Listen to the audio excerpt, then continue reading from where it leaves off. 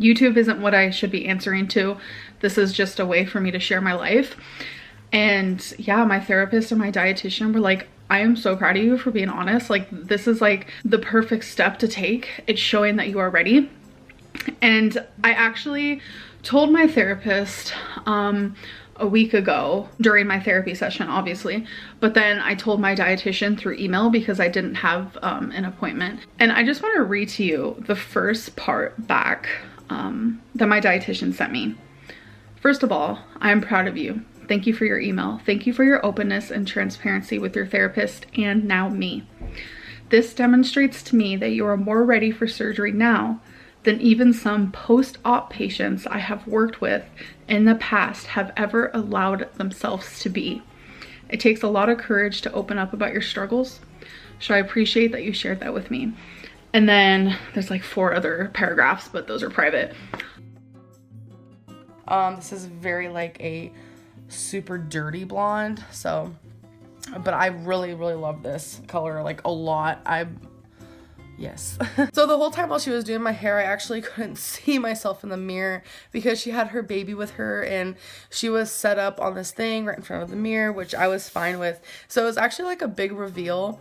When I finally saw my hair, I felt like I was on like a TV show or something. It was really funny. It was just like this crazy thing, and I ended up like tearing up a little bit. And the girl who did my hair gave me a hug, and like she tagged me on Facebook before and after pictures, and she put like she never had such a special like moment, and how like she even teared up, and she said that my reaction was the best reaction she's ever had, and how my hair is the longest she's ever done. And I did get quite a few inches cut off. I don't know if you guys noticed that as well. I had several appointments with the program. So I've had easily over 10 hours of outpatient program. And I know that those 10 hours honestly did change a big part of my brain. Am I saying I'll like not do outpatient forever? No, maybe I will go back, but I'm taking what I did learn already, using that, and I'm also using what I already knew. It turns out I knew more than I freaking thought. Like, my psychologist was like, you're smarter than you think, and I was like, ooh, I feel like I'm dumb. I've been trying my hardest to pack more. It's just packing, I don't know, me packing memories, like those things are just not good, because like every object I own gives me a memory or makes me think of like one day when Feline and I won't be living together, and that's just like hard for me. But I was actually just like sitting here taking a break from all that, and I was journaling. Yeah, I've been doing a lot of journaling. It has helped so much. Even my therapist is like, I'm proud of you. So I'm like, thank you. But I was journaling more about just like my weight, because today's weigh-in really got to me for sure. And it correlating with YouTube. Like, I wanted to really focus in and be like, is YouTube the reason why I am over 500 pounds? Is YouTube the reason why I am over 500 pounds? I was diagnosed with cancer, had a full hysterectomy. My mom came and she was here for almost 2 months, and I hadn't seen her for 12 years. People who I am close to who have passed away. I have moved. A lot has happened in such a short amount of time, especially just in the last month. I don't know how my brain is honestly like wrapping itself around everything that's going on, and I don't know how me and Becky, how we're still just alive and kicking and just living our life. I don't know how we're doing it, to be honest, because we are super stressed, we're sad, we're heartbroken, and there's a lot on our shoulders right now, and things that you guys also don't see behind the camera. I actually had my psychiatrist appointment today through telehealth, which is where you don't have to physically go, you could do it through video.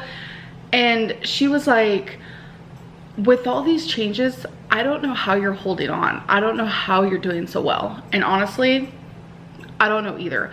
I didn't want to talk about this, but there have been calls to animal control. And whenever they show up here, they apologize to me. They feel bad that they have to come here because of people's false accusations.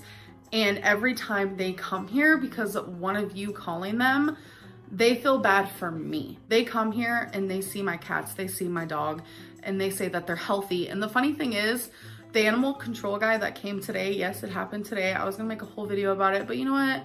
I'm not gonna do that. His side worker, because animal control always comes with 2 people. And he actually saw me at the vet with Twinkie just a couple weeks ago. And it's little things like that where it's like Twinkie has a rabies tag, and I do everything I can for Twinkie. And you guys are wasting the time, valuable time, by calling 911, by calling animal control for reasons that you don't need to. I take care of my animals like they're my freaking soul.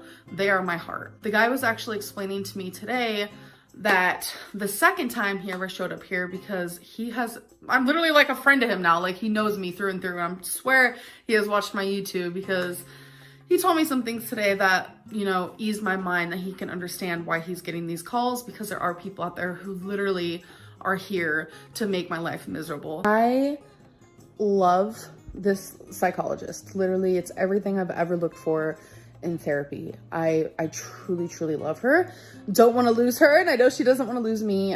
She really wants me to be her patient, and I want her to be my psychologist. So yeah, we just vibe very well in that sense. It's very like professional, and I love that, because like in the past with like counseling and stuff, like there's always like this weird friendship level where they try to like become my friend. And like what, like 2 therapists ago, like she was showing me her Instagram. I'm like, this isn't the vibe I want. I need someone who's professional, you know, and here to heal my trauma or to help me heal it. So I am back to doing that. I know a lot of people are probably gonna be happy, because a lot of you were very upset that I quit. So y'all, the FBI is actually on my side.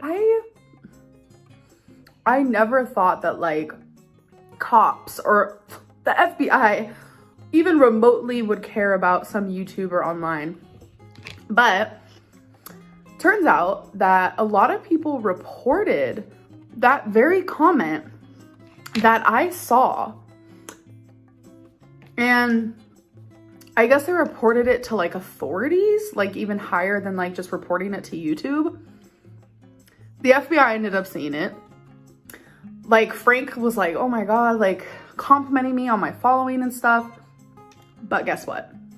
So they took that comment very seriously. They did a whole IP address, like tracked him. Oop. The lady who actually did my mammogram, she was probably in her late 20s, and she was just so sweet. And as I was leaving, she was like, I don't want to make this awkward, and I'm definitely not hitting on you, but you are really beautiful. And I don't know, it like made my day, because she was just like, you have such a pretty face. And I don't know, things like that like mean a lot to me when I'm feeling kind of shitty about myself. Like I was having anxiety because I was like, oh my God, is there something wrong with my breast? And my boobs are all up in her face. Like it was just a whole thing. So it definitely like just made me feel a lot better. I don't think anybody would believe this story. So the horseshoes and bean bags